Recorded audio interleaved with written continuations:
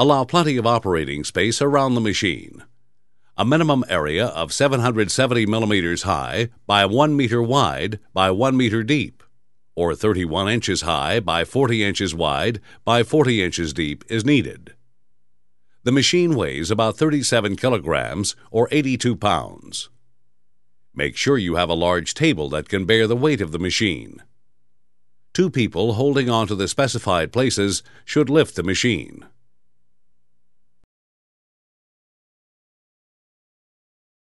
Adjust the legs of the machine by loosening the lock nut on the leg with the included wrench. Turn the adjustable foot nut clockwise to lengthen the leg, or turn the nut counterclockwise to shorten the leg. Adjust all 4 legs so they securely contact the desk or table and tighten the nuts with a wrench.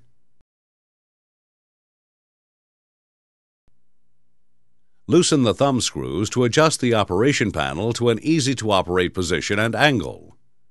Then tighten the thumb screws with the included disc-shaped driver.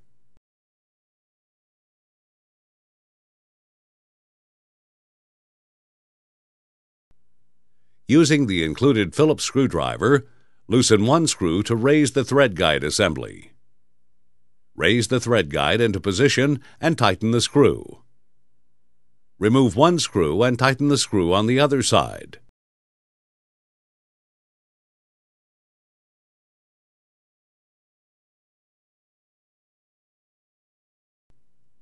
Loosen 2 screws, spread the thread guide assembly into position, and tighten both screws.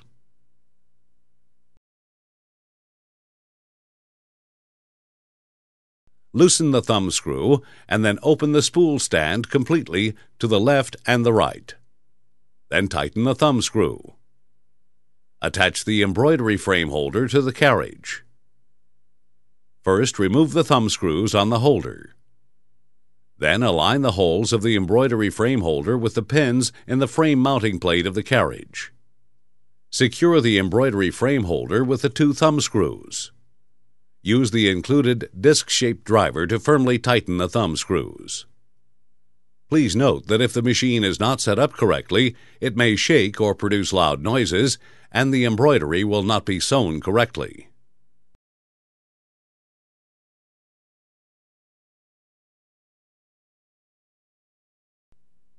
This is the needle bar case, and this is the operation panel.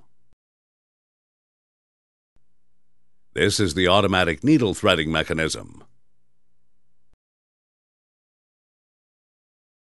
This is the embroidery frame holder.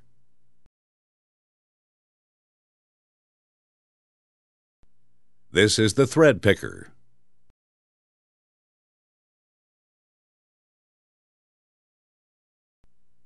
These are the slots for data media used for embroidery patterns. This is the USB port.